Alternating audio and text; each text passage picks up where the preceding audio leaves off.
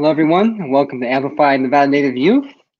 Thank you, and welcome back. Welcome to our new viewers that we have out there tonight. For those who don't know, we're Amplified Nevada Native Youth, or Annie, as we like to say it. And basically, what we do is that we work with rural natives in Nevada and also just natives. We've had viewers from across the country tune into our shows.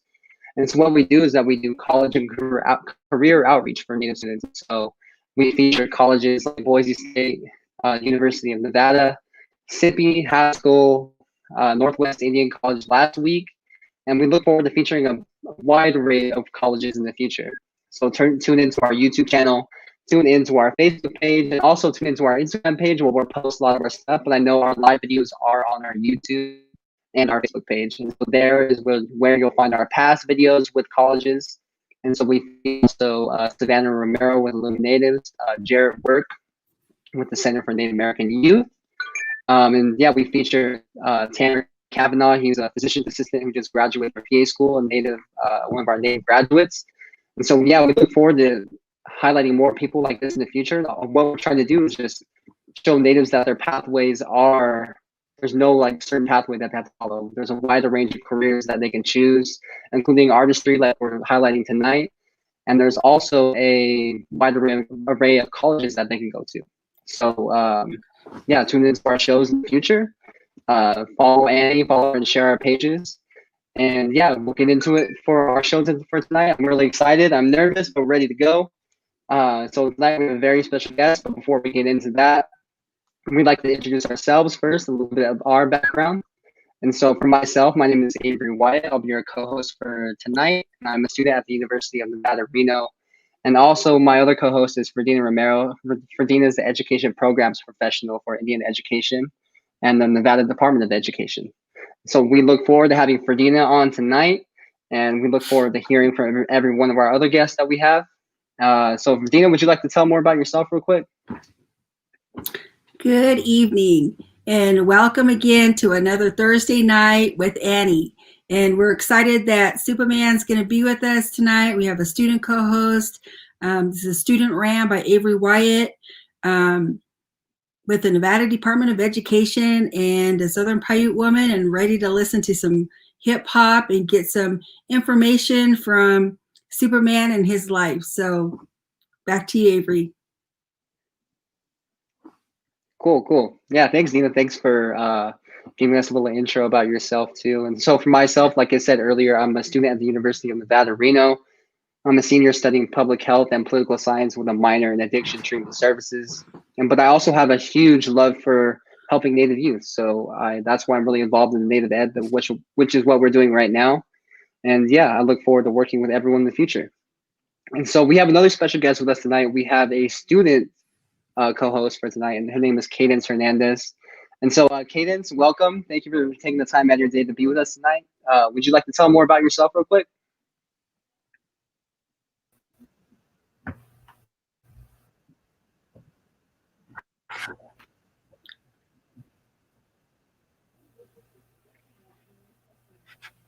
Hi, my name is Cadence Hernandez. I'm 15 years old and I'm a sophomore at Yerington High School in Yerington, Nevada.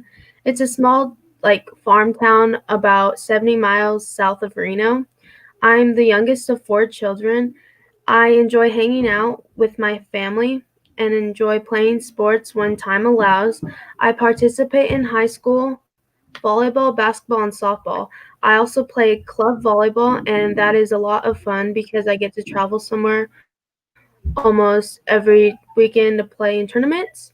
I also participate in HOSA. I'm currently the secretary. I participate in FBLA, and I'm the representative. I also am in Student Senate. I'm the vice president for that, and I'm also participate in NYCP. Thank you for allowing me in this time to share a little bit about myself, and I hope you all stay safe and healthy. Cool. Thanks, Cadence. Thanks for being here with us tonight. Thank you for, like I said, taking the time out of your day to be with us, because I know as a student, it's real strict right now with Zoom and all this wild stuff that's going on in the world. So yeah, thanks again for being here with us. And so to introduce our main guest for tonight, so I'd like to introduce Supaman. So, Superman, would you like to introduce yourself a little bit? Tell us a little bit about yourself. Sure. I say kahe balaje awayage machalahuk biyashi chidik nababe itchik. Say what's up, my good relatives out there? My name is Christian Parrish, takes the gun, aka Superman, come from the Apsalaga Nation in Montana. Excuse me, or the Crow Nation is the mistranslation of our people. And my Apsalaga name is Wayage Machla, which means good fortune on Mother Earth. So yeah, it's an honor to be on the broadcast, to all the people out there. I know over there in Nevada, we always get all kinds of love out there. So it's just good to connect with everybody. Cool. Yeah, thanks for being here with us tonight. Thank you for taking the time out of your day to be here with us. Because I know, like, as an artist, it's probably a busy schedule. I know, especially right now with all this stuff going on. Like, we still have families, we still have school, like Cadence. So yeah, thanks again. But first, so we'll get into like a little bit of our question section. So what we do is that we do questions from Cadence, also from myself, and basically we just want to know more about you, your journey, and yeah, we look forward to hearing it. You bet. But so the first thing I want to know is, so describe a little bit of the path to your professional career, like from high school. Like what were some challenges along the way to get to where you are today? Yeah, so when I first started doing hip hop, you kind of do it for the love, as natives, we're affected by colonization, and we're influenced by these other cultures and things like that, and we participate in them. And so when hip hop came out, we started enjoying that culture. We started breakdancing, man, and just getting out, just like participating. And that was like in elementary school, around there. And then we started listening to the rappers, what they were talking about as we're getting older.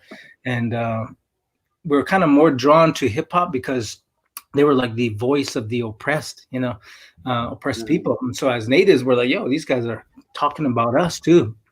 So we're kind of drawn towards hip hop. And then during the development of hip hop, kind of started the old school, and then it went into the gangster phase, the gangster rap and things like that. Yeah, Boys in the Hood, yeah, Menace to Society, you had all these gangster movies and stuff like that.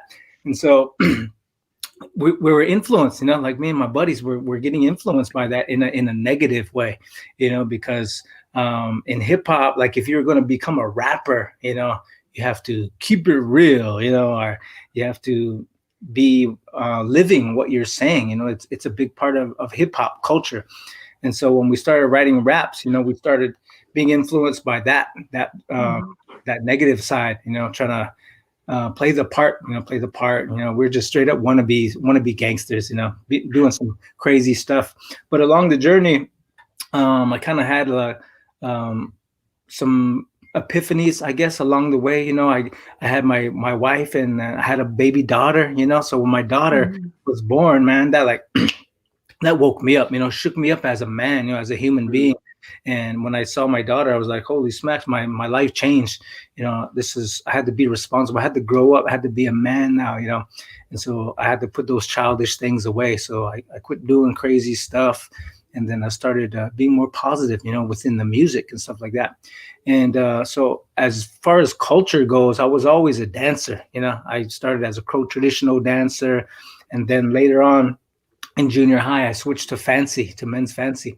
And then, so we always had powwow cultures. We have our hand games back home. There's different, there's sweats and just who we are as native people. We have that world. And then we have this other world, the dominant society that we participate in as well, which had hip hop in it. And so along that journey there, I started being more positive in my hip hop music, but I never added the culture to it, drums, flutes, or singing or anything like that, because our in our Apsaluga culture, like music, our music comes from the element of wind, the element wind. We say we get all our songs from the wind, and that is rooted in spirituality. So all our songs are like spiritual songs, like prayerful songs. And so just to throw that in with hip hop was like, oh man, you can't do it. It's just like, you shouldn't do it. It's taboo, it wasn't the right thing. And so that's the reason why I never did that all those years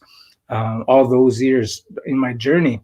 But along the way, after high school, and then starting to get involved in more of hip hop, and doing other jobs. I did a lot of other jobs. I was a waiter. I worked for the Boys and Girls Club. I was a hot shot firefighter, at a Sawyer, cutting down trees and all that. And all along that journey, I still played with hip hop. Still messed around with it. I became a DJ, stuff like that. And I started writing raps on the fire line. On the fire line, be waiting, for helicopters or whatever. And I had my little notepad, and I was writing some rhymes down, like that. And it was a non-native crew, So there was a few natives on there, but they come over to me like, "What are you doing?" It's like, "Oh, just writing some stuff down." They're like, "What are you writing?" I was like, "Nothing, just some raps or whatever." They're like, "Raps?" My boy, nobody wants to hear no native rap. Nobody hears no Indian rap, And they kind of clown on me, They laugh. And but I didn't care, I just having fun and stuff like that. And I'm glad I never really took that to heart. I'm glad I never said, "Yeah, nobody wants to listen to us, or whatever. Nobody wants to hear natives rap or anything like that." I'm glad I didn't listen to the naysayers along the way. And I just kept believing in myself, just kept perfecting the craft, producing. Like when you hear my albums, today you hear everything is native made, by me. I did the production, I did the engineering, the graphic design, the scratching you hear on there, like everything is like from the ground up. So, and the reason why it's like that is because I was broken. I couldn't pay anybody for beats or anything, I just had to learn, along the way. And so that is kind of like, my journey up to in hip hop as well. But the part that where you see the culture now, if you saw any of my videos where I'm wearing my outfit, and stuff like that, how that came about was at a university in MSU Bozeman. They asked us to dance, and so we did. Native American Heritage Day. We shared culture. We were done. We went off stage, and the lady said, "Hey, don't you guys rap?" We're like, "Oh yeah, we do." Me and my nephew. And he's like, "Why don't you rap for all these kids, man? Like a bunch of kids here, a bunch of students." We're like, "Yeah, sure, we can." Well, she's like, "All right, great." And we started walking back to our vehicle to go change, get out of our regalia and then come back into our hip hop clothes or whatever. Yeah. We're walking away, and then she's like, "Well, where are you going? Aren't you gonna perform?" We're like, "Yeah, we are, but we're gonna go change." She's like, "No, I need you to go on right now. Our other presenter didn't show up. Just finish it off. Just finish the day off." And then I looked at my nephew in his traditional outfit, and I was out, and I was like, he says, "Let's just do it so we can go eat, bro." I was like, "All right." So we got up there and put your hands in the air. We started rapping with our outfits on, and everybody was like, "Okay, what the heck is this?" All right, all right, all right. It was something unique in the moment. It was something different, at that moment. And we did our thing. We went off stage, went off to the side, we were done. We are going to go eat. And here I saw one of our elders, he was coming over. His name is Sarge Oldhorn. He just passed away a couple months ago. Rest in peace. He's one of my grandpas as well. He was walking over, and he's like a historian in our tribe. He knows the language, the kinship, the protocols, just all these things. He's just so respected and knowledgeable. And I thought, man, this guy's coming to scold us. He's going to get mad at us for rapping our outfits. And, I was like, oh, man. And I was going to respond. And then before he got to us, he took his hat off and he stuck his hand out and goes, "Grandson," he said, "I want to shake your hand." He said, "That was pretty powerful what you boys just did." He said, "You got up there, showed them that you're proud to be a solo guy. You knew what you were talking about the history of the dance, the values." He said, "That's good. And you're good dancers. Then I heard you talking about using I heard you using hip hop, the language of those young people, and they listened to you because of it. Then I heard you talking about doing positive things, being a good father, good husband, drug and alcohol free." He said, "That is powerful." He said, "You boys, you keep that up. That's a good thing. Our young people are dying. They're committing suicide. We're losing our language, losing our ways." He said, "Anything you boys do to reach them where they're at," he said, "that it's worth it, man. It's worth it. Keep that up, boys." And right there, that was like huge for me, because as I said, all those years, I never mixed the culture in, because I just thought that's disrespectful. You don't do it. But then to have my own elders of my tribe, tell me that, yo, it's worth it because those people are going to be impacted by the positive messaging, behind the music. And so when that happened, my mind changed and my heart changed, and I have more confidence in going out there, sharing culture, and then just rapping or using that other culture to reach people. So yeah. Wow, that's powerful. Thank you. That's Yeah, it powerful. really is. I've been meaning to tell people that too, because I love hip hop. I learned it from my dad. Like he always, like everywhere we went, he had like Snoop Dogg on, or I just grew up like with all hip hop, like in like the late '90s to early 2000s. But yeah, like I always tell people, like natives have this connection with hip hop because like our stuff wasn't really on the radio, and so Yeah. like you said, like we found like something to connect to through other music. And I Yep. think that's why hip hop is so powerful for natives nowadays, because like that was our really our own connection for a while. And of course, like we have a lot of natives in hip hop today, but yeah, we're like thankful. Like I always thank people for just like, I guess like Black culture in general, like how we often like share our stories with each other. We even like cultures, like even though like we don't take their culture from another person, but we still like we appreciate like that they did offer that to us at one point. Definitely. Yeah, and I like how, you mentioned like the voice of the oppressed and how we can kind of relate to some of the stories. If you're like hardcore res girl, you're like, I get it. I know what you're talking about. Yeah. I mean, today professional Dina, but Yeah. in my teenage years and into my 20s, I mean, I could totally relate. So yeah, Yep. thank you. Yep, for sure. Cadence, did you have a question? No. Okay. Yeah, but yeah, thank you for that. I just feel like I needed to hear that right now, especially because like with all these upcoming rappers and all this stuff, like I felt like I never really heard anybody tell me like, hey, this is like how we really have this connection to hip hop. So yeah, thank you. But Cadence, did you want to ask your question about the importance of mentors and stuff? Yes. So, can you describe the importance of mentors and utilization of resources and programs? Yes, definitely. So mentors is a huge strength. Like if you got mentors out there, you got older people who look after you or you can go to and share things, get wisdom from, that is one of our huge strengths as Native people that we need to utilize, just like she said, the other resources like programs and all of that. Sometimes when we grow up on the res, man, and we're going through different things and we feel alone, we feel like there's no help and we're just on our own, or we're too prideful to reach out to anybody, and we don't even realize that there's all these programs out there that can help us, like do all these good things, and our mental health, our whatever it is, like our people are equipped with a lot of good help for each other. So mentors is huge. I grew up with hardly any mentors, like hardly any. Like I looked up to people. The people around me, like in my family, were addicts. They were addicted to substances, and so I knew who not to be like. I saw their lives. I saw so many lives, and I knew what I didn't want to be like. And there was only a few role models that I had, growing up, mentors. And that way, there was a pastor who was really open. He encouraged us, and there was a young man he probably didn't even know that I looked up to him. He was just like older, but he was a cross country champion. He's a champion. He had a Camaro.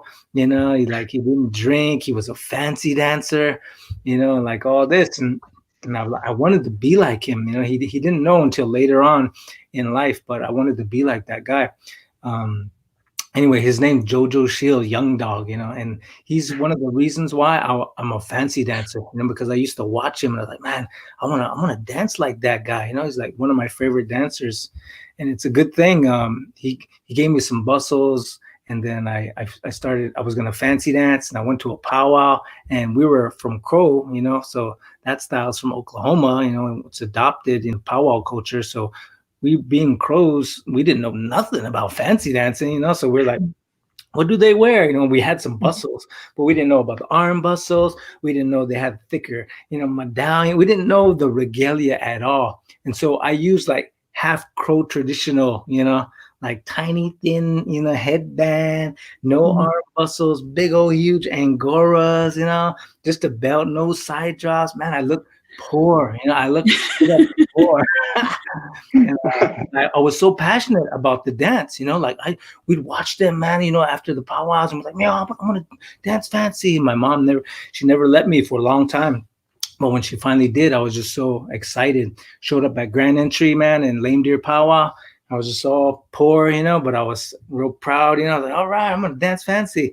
Then I got in line with the fancy dancers, the ones I looked up to, the dancers that I watched, and I showed up and I was looking at them and they looked at me. They saw how poor I was and I could see on their faces. And they laughed, they joked about me. They clowned me, man. And my heart like literally broke right there in that moment to see the people I looked up to like look at me like I was nothing, like my heart broke right there. I almost took off, almost ran back to the vehicle and just said, the heck with this, I ain't dancing, but I stayed there. And that's when Jojo Shield, Young Dog, he came over and he was getting ready for Grand Entry too. And he saw me and I could tell by his face too, that I looked poor, I could see it. He's like looking at me and he's like, hey, and then, but he switched, he kind of like, hey bro, get some of these, man. You see this right here? Check this out. Like get this, get that. And he's like, you know what? I'll bring you an outfit tomorrow. All right. I'll bring you one of these. Like, cause I wore a tiny Crow traditional, like small breechcloth, it was like fancy. It was real long with long fringes. Mine was just a Crow traditional one, real cheap. And he said, I'll bring you one tomorrow. He said, so get out there and tear it up, and the next day he brought that outfit. He gave it to me. Go ahead, man, use this. And then he said, you know what? Just go ahead, have it. You can have it. It's yours. And that made me feel, my confidence like boosted. And I was like, all right, I put that outfit on. And I was like, like Superman, man, putting his cape on. And I'm like, yo, I'm for this. Yeah. So I went and danced. I danced at that powwow. And that was, if it wasn't for him, one of those, my mentors, encouraging me with his words, that where I slacked in and where he built me up, where I lacked, he built me up. If it wasn't for him, I probably would have never danced fancy, probably would have never continued on. Yeah, I think just the act of kindness from anybody is so important, and we don't realize like our actions, our words, like can create or destroy something. And I just really think that that's a strength that, you were in those two examples that you provided, like you're influencing of trying to like be a rapper in the beginning and even a dancer, and how those two things in your earlier years are combined to make who you are today. You're using both techniques, and how and you're providing that kindness to all those who watch you dance and who watch you speak and who hear you and like know your story, and I'm sure it was hard because, you shared, we're very fortunate that Supaman came to Nevada and shared a story about, being a foster child and going through that system and how harsh that is. But what is the outcome of your life? And even with those hardships, I think our kids need to hear that, because sometimes, we all think sometimes we're just pre-made, but really we're not. We go through all of these experiences to make who we are, for reasons sometimes. And it's how we handle those situations is how we're going to come out on the other side of everything. And you're like a true, you're living that. You're living what you say. You're doing what you're preaching in a sense. Yeah. So yeah, that's very true. Like what you said, like if they didn't encourage me in that way, like our situations make us. And so if there's anybody out there who has a story, you might have been through foster care, or you might have been through addiction and you overcame. That's one of your strengths is telling that story, man. Don't just keep it to yourself, man. Right. Tell somebody about it. Like I know it makes us vulnerable, but there's power. There's power in that, in telling your story. not only to help somebody else, but when you tell that story, man, it strengthens you even more. Like, yo, Mhm. like this is me. I'm giving you my life. This is who I am, and by doing that, like, we strengthen ourselves as well. Mhm. Mhm. Yeah, I know you mentioned earlier too. I was going to talk about when it came to like your rapping. I mean, you were really writing raps on the front line, like literally on the Yeah, like right the on the front. fires, right? Yeah, I was writing hot lines. Yeah, yeah. yeah. I have a line like that too. So I got you digging these hot lines like firefighters. Yeah. That's dope. So, I know you mentioned that, but when did you decide that music was really going to be your career path, or what was like that wake up moment where you're like, "Dang, I think I might really do this forever," or like, "This is my set career path." Yeah, I think it was when my wife started to go to school. She went to college in Bozeman, Montana. And so we like just grew up on the res, just like chilling out with my mom and everything. And then we had to like leave the nest, like leave the nest and like pay bills and, do all this, like live like an adult, And so we were in that situation. And I thought, oh man, I'm going to have to get a job. I'm going to go flip burger. I'm going to hustle. I got my family. I'm going to do whatever it takes. But at the same time, I prayed, I said, Creator, you know what I love to do. I love to do this music. I said, if there's a way that you can provide like finance for me to do this and provide for my family, I said, open the door. I'll go through it and I'll do my best. Always try to do my best and give good messages. And like be true to that responsibility. And so when I did that, it started happening. Like doors started opening. Getting invitations to go speak at the school, things like that. And I think that was the moment. That was the time I was like, yo, I can do this. I am doing this. It's like it's Mhm. just happening. I'm just doors keep opening. I just keep going through them, and I always thought it would just come to an end, and it never has come to an end. It's just always, it's just always going up. So I'm just thankful. Yep. Mhm. So, a lot of time, this is a program for high school students, hence the reason why we have our student with us today. And I always want to ask the presenters, like, should our high school students have their career path all set out, and what, I would say it's good. It's good to write down goals, have some goals, but also you can be mindful of, hey, sometimes I'm not the person I was yesterday. I'm not passionate about what I was yesterday. We're always evolving. We're always changing. Our passions are switching. Our hearts change. Life is that way. It's never just set in stone and, hey, this is the way it goes and that's a good life. No, it's always changing. So I would say, you know what? Write your goals down, but always be open to the detours. Be open to the other roads, other paths that lead to other places, and explore those. Be confident in saying, you know what, I'm gonna go this way. I'm gonna do this, and because that's how life is. It can change. From one day to the next. 1 hour to the next, whatever. But goal setting is very important, though. Like, have some goals. Like, write them down. Put them where you can see them every day. You wake up, you look at that, and you're like, all right, I'm gonna do something today that goes towards that goal. If you can like discipline yourself in that way, I would say that's a very good discipline to have, is goal setting in that way. Otherwise, it's just kind of in the back of your mind, and it comes and goes, and reminds yourself every once in a while. But if you see it every day and you're kind of like focus on it, you can achieve them more easier, I guess. right. Cadence, I think you have another question there for. Yes. So, what is the most challenging thing about being an artist? The most challenging thing about being an artist. Shoot, that is a very good question. Very challenging question. Yeah, that is questions like that. Doing interviews like this. Yeah. I would say the most challenging thing about being an artist is what's next. Like coming up with the next thing. Like when I did the prayer loop song, I don't know if you ever watched that, but that was one of the first videos I did after my grandpa said it's a good thing to put the culture together. after that, I went to America's Got Talent, and I auditioned over there in Denver. And the idea that I had in my mind is like, yo, I'm gonna beatbox, I'm gonna do the hand drum, I'm gonna play the flute, I'm gonna sing native style, I'm gonna scratch, I'm gonna rap, I'm gonna play the. Did I say play the flute already? Yeah. I'm the robot, you know, like. Then I'm a fancy dance, man. You know, I like put all these talents, I guess you could say, that I've practiced on all in one piece, you know. And I made that prayer loop song, and the judges watched it and they're, you know, I didn't even make it, you know, I didn't even make it to the next round. Went home and made that video, put that out.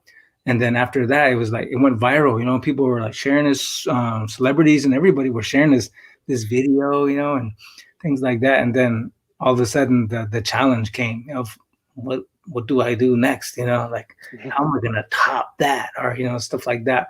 It was kind of like, pressure was on to be creative, I guess. And so I made that song called Why. Where I sampled the jingles on Acacia Red Elk's, you know, dress, and she danced in the video, you know, and that kind of like surpassed the prayer loop song in views anyway. But I would say that would be the challenge, is always coming up with something better than you did, you know, like always elevating creatively. Is that how I say? Creatively. Yeah. Creatively, yeah. Yeah, that's tough. Because I mean, like for me, I know, like as a creative person too, with a creative mind, it's hard to like decide on that next thing too, because you have so many things going on in your head at once. And like you said, like I guess you can kind of do what you did, where you just kind of put everything together and just let it play out into like one big performance, like the prayer loop song. But I know I've recently gotten more into native rap lately, because I think with like Spotify and all these streaming platforms, I never really, before that, I never really had like the platform to kind of like find native artists. But now I've been paying attention to you, like Natani Means, basically like a ton of native rappers who are out there right now. Yeah. And so one thing I want to hear from you is like, what's your favorite song and why? And could you maybe play it for us too?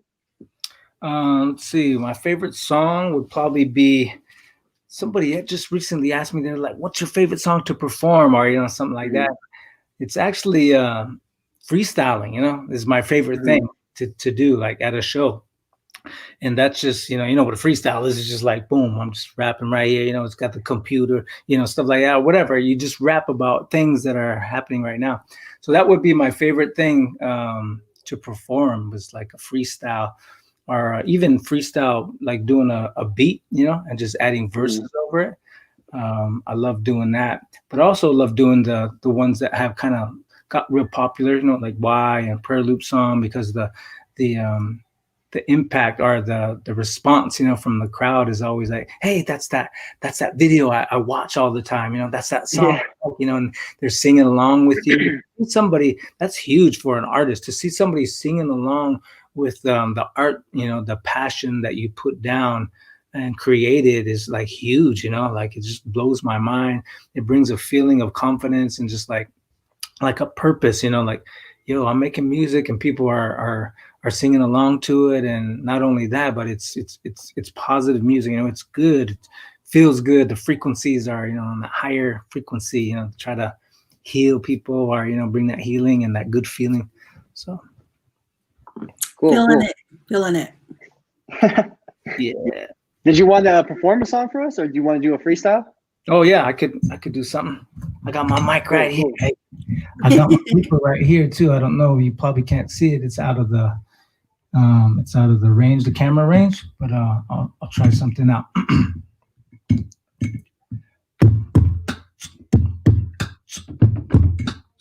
Can you guys hear that? Yeah.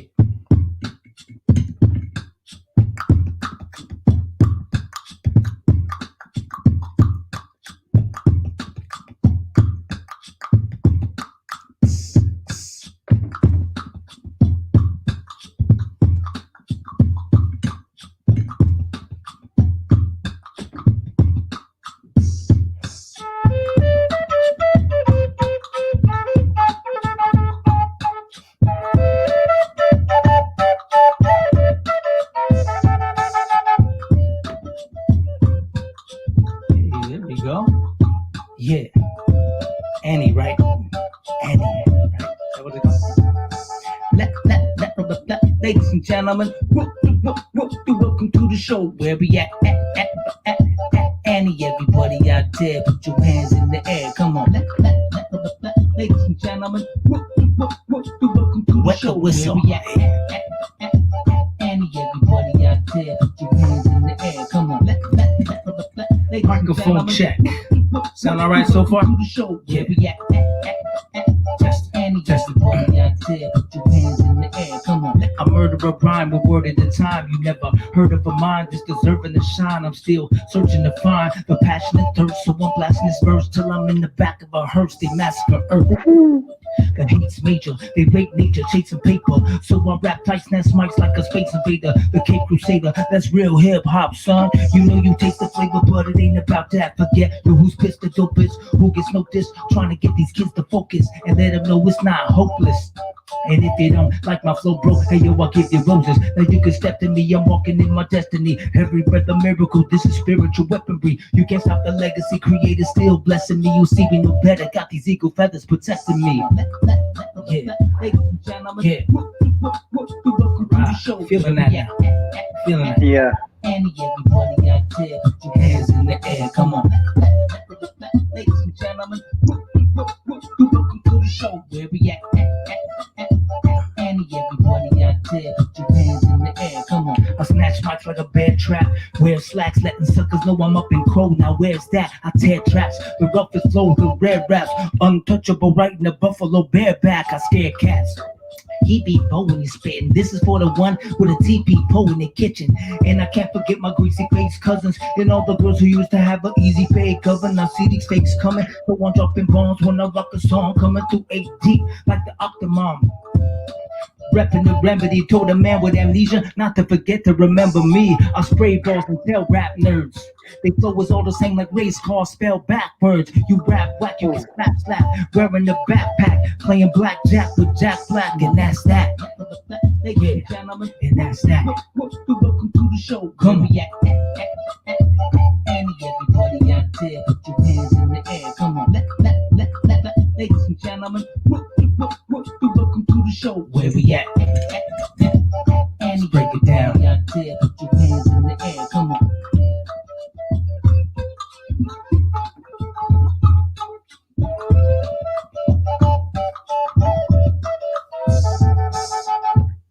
Hey! Dang. Round of applause, everybody, because holy crap.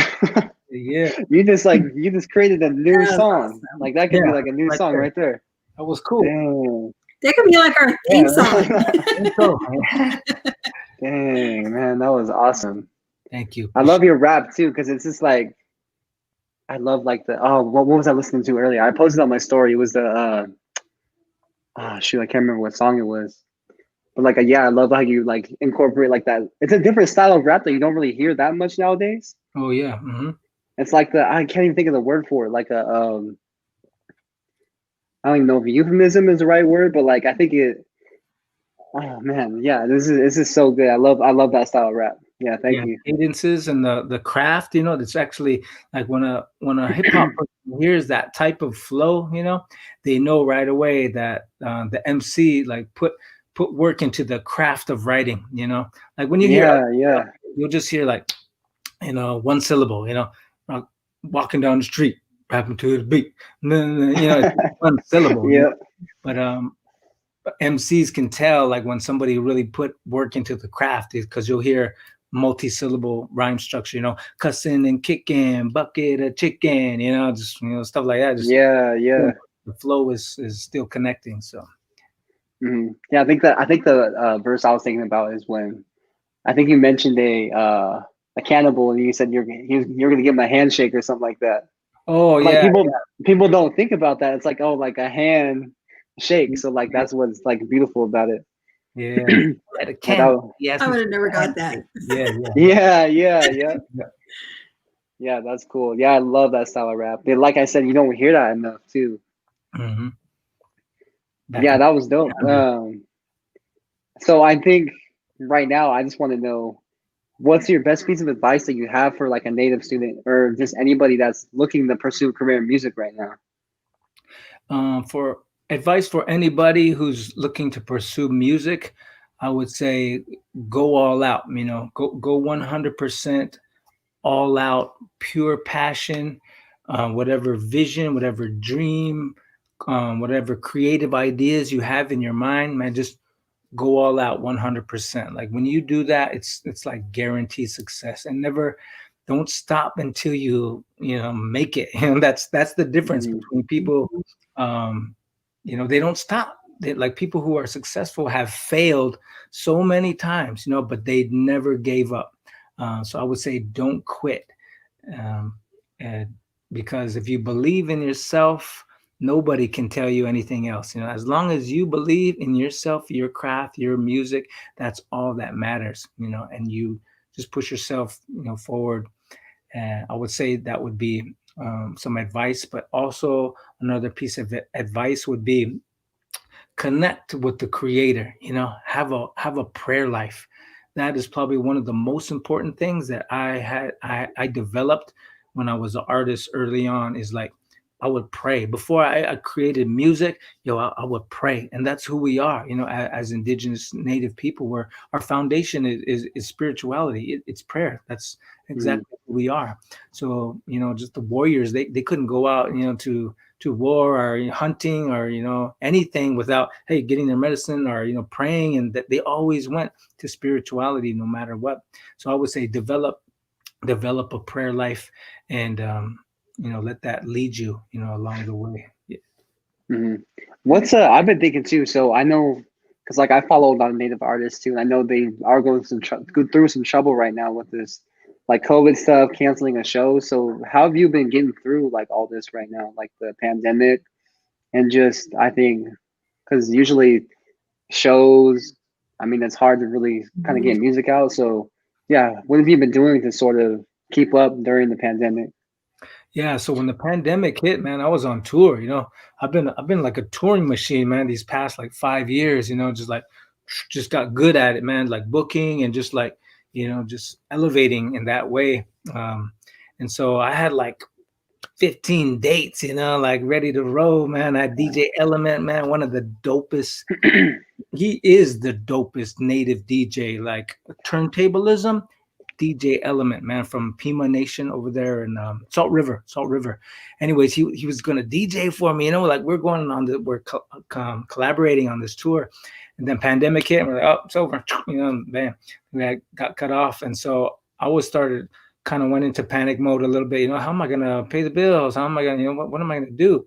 And then all of a sudden the lane just kind of switched, to this, virtual, like conferences are meeting virtually. They want you to perform, for the classes and stuff. So it's kind of just went in that direction, which was awesome because I've been wanting to stay home. I conditioned myself to tour so much. In the back of my mind, I'm like, man, when I finish this tour, I'm gonna stay home with my family for a whole year. I ain't going anywhere, I just want to be home with my family because that's the most important thing in life is time spent with the people you love. And so when I'm on tour, it's my life is off balance. It's like people say, how do you balance? I was like, well, if I'm away from my family, it's off balance, automatic. So the only time it is in good balance is when I'm here at home.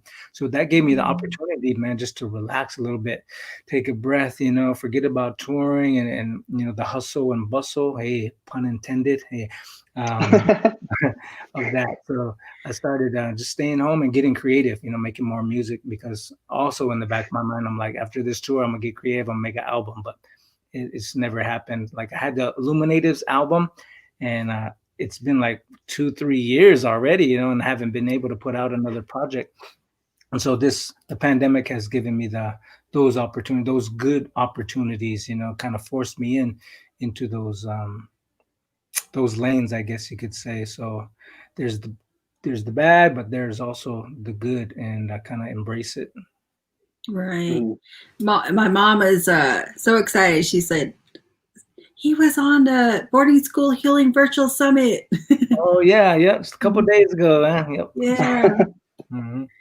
He's all excited about that. Cool. Yeah, that's cool. Yeah, I mean, it's like I think that's important when you said that a lot of us don't really think about enough. Is that family is important. Also, like laughter. That's like our number one medicine for Native people. Big time. And so I think, yeah, being at home, being able to laugh, I think that's beautiful. I think that's something that I've really taken advantage of during the pandemic is learning how to be at home more, and also, yeah, just being with family a lot more too. Like, I mean, I'm still trying to social distance and stuff, but Mhm. like, yeah, just being with family as much as I can is cool because it really makes you like think about like how important family is too, especially when we're in pandemics where we can't really, like, no one knew this was going to happen. Like Yeah. they talked about it, but I mean, no one was prepared to like say like, hey, I might not be able to see you as much. Like usually I'll see my grandma more than often, but I don't see her as much too. Mhm. But yeah, I think we just have to really take advantage of that family time that we have right now. Even with all this negative stuff going on around us, I think, yeah, the best thing that we can do is take advantage of family and also these virtual sessions like this too. Because like yeah, we're sharing laughs right now. Like that's medicine. Mhm. We're learning new advice. We have one of our students here with us today. I think that's awesome. But yeah, I Cadence is think probably like another computer. yeah, she probably had school all day. How Yeah. you how do you feel? How do you feel right now, Cadence? How are you feeling?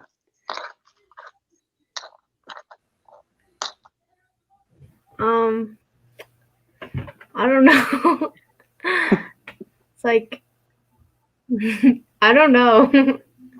It's a lot to take in. I mean, just being at home and and then our students, they're having a hard time, like especially if you're not able to just go hang out with your friends and so we got to take care of ourselves mentally, like Superman was saying, you got to kind of just relax and be and learn how to go back to who we probably used to be back in the day as people. And we've gotten so accustomed to just going. And we have to really look and focus on what we're doing, even with our schoolwork, and how we're doing that, how we're using this time for ourselves, especially as a teenager. That's probably really hard to do stuff like that. Would you mind doing another jam session with us? Sure. I can bust something out. All right. One more. Yeah, when fancy dancers, remember One more.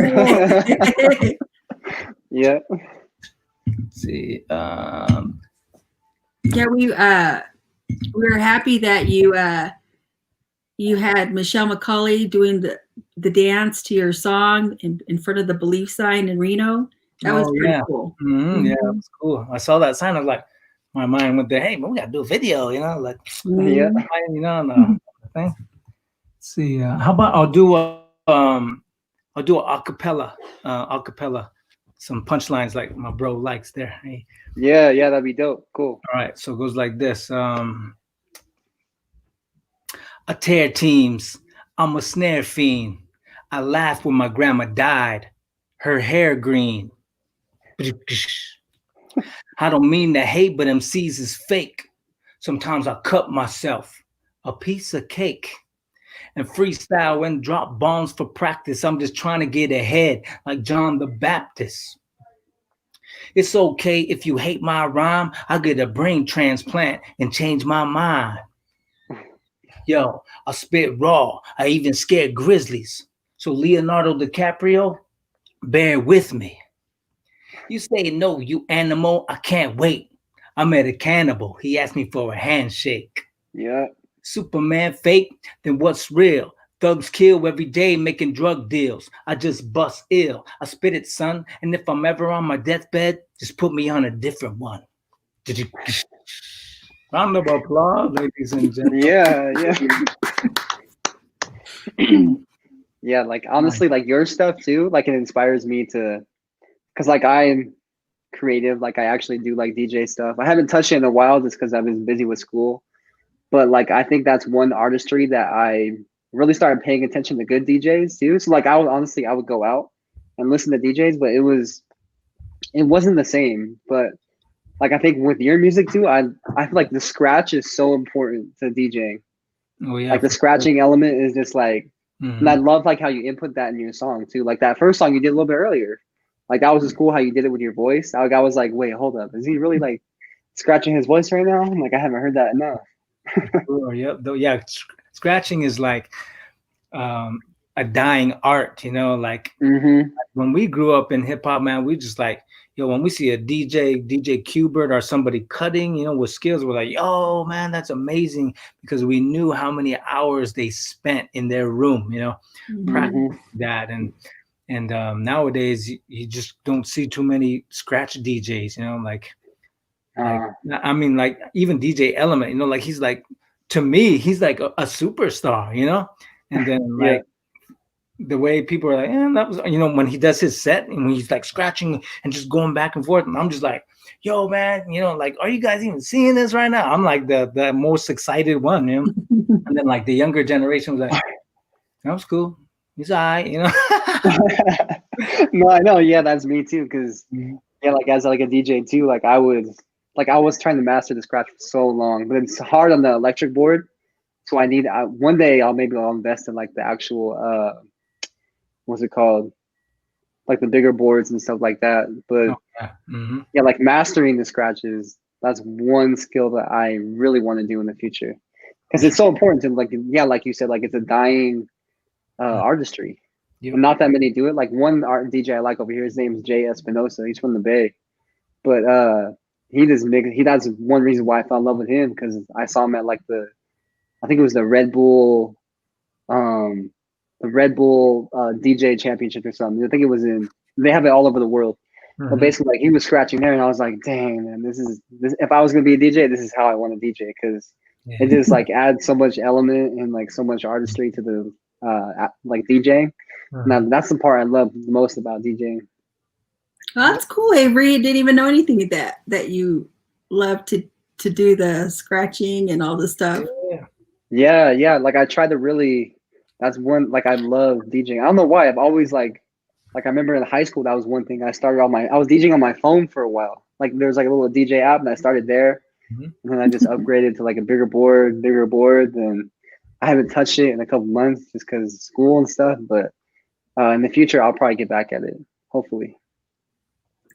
That's what's dope about the younger generation right now is like, yo, these guys can just get on their phone and like create songs, record, like do all these things. And like us guys, we had to like, order stuff, machines that we never even heard of, big old huge thing, then big old manual this thick, like how do I work this thing, and like, but nowadays Mhm. like the access to technology has really like upped the game and people can Mm-hmm. create, it's awesome.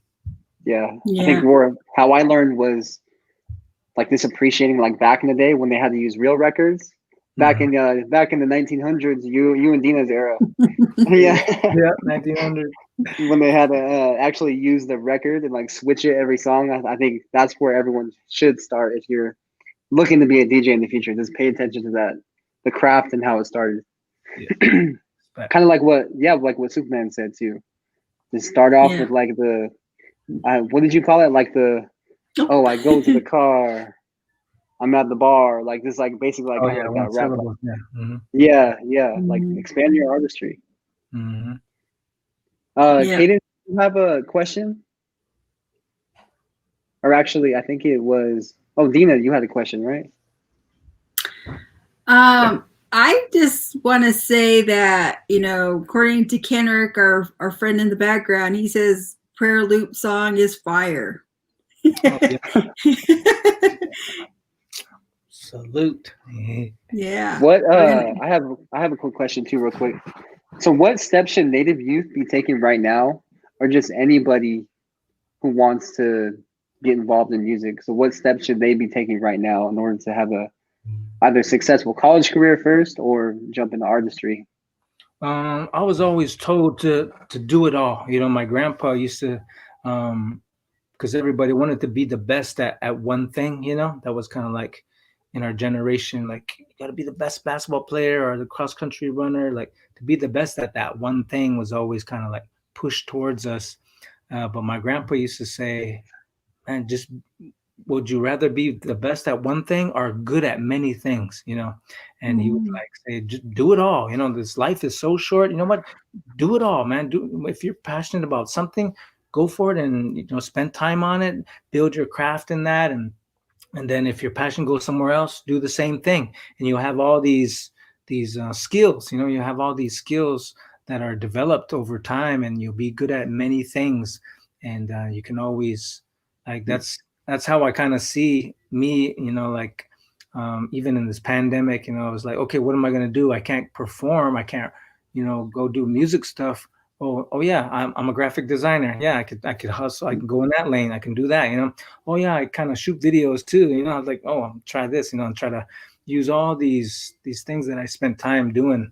So I would say, yeah, that would be just, wherever your passion is, go in that direction, and then also prioritize those passions, you know. School, of course, you have to, you know, have your schedule and finish up.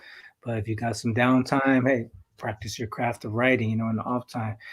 Use your schedule, wake up earlier, you know, 5 a.m., wake up at 5 a.m., take an hour to do this or that. And then, you know, you just kind of like learn your time management, according to what you want to get done. Mhm. You hear that, Cadence? You got to be the best at a whole bunch of stuff, Yeah, not just one thing. you're good at many things. I like that advice. That's awesome. That just kind of is the cherry on top. Yep, it's good. I ran with that advice. Cool, cool. Well, yeah, Superman, thank you for being here with us tonight. We heard some awesome raps. We heard some awesome advice for native artists or just artists in general who are looking to just follow their artistry to hopefully a career in the future. So, yeah, thank you for being here. Thank you for taking the time out of your day to be here, especially because I know it's busy. I know we have all families. We got dinner. So, yeah, thanks again for being here with us tonight. And Cadence, did you have anything to close out with? Anything for Superman or any youth out there watching right now? No, I just want to thank you for the advice. Cool, It's cool. powerful. How about you, Dylan? You have anything to close out with? I am just like, I'm overwhelmed by every time I see you perform or I hear words that are coming out of your mouth and how they're, you're just, it's humbling. It makes you think about like, wow, what is our true purpose in this life? You know, how do we exert kindness to people so that, you know, we could be mentors and they could become mentors, etc. And how do we continue this platform to bring more kids to the to better understand how to be more creative in their way of thinking for their future, not just to think, you know, 8 to 5 job or, you know, or you know, their careers could look different. It doesn't have to be what our grandparents had or their grandparents had. So, you know, just even those words that you've spoken are truly meaningful and inspiring. Just like Sandra said, you're always inspiring, and you know, we thank you from the bottom of our heart, and we'll welcome you back anytime. Yeah, you bet. Thank you for having me. It's been a pleasure just to, you know, share the space with you, you know, virtually, and your questions were awesome, you know, thought provoking, and I just thank you guys for doing what you do, you know, for the people, you know, for our people, and it's always good to see, you know, young people like Cadence, you know, up in here participating, you know, being a leader, you know, that's what it's all about. One Mhm. day, you know, she'll be looking back and say, yeah, I participated in this. You know, like I remember this old rapper, his name was Supaman. He's doing this little loop thing. Yeah. Yeah, yeah. And yeah, so once again, man, thank you all. Thank you, Cadence. Thank you, Superman, for being here with us tonight. We're going to close it out right now, but yeah, I'd just like to say thank you again.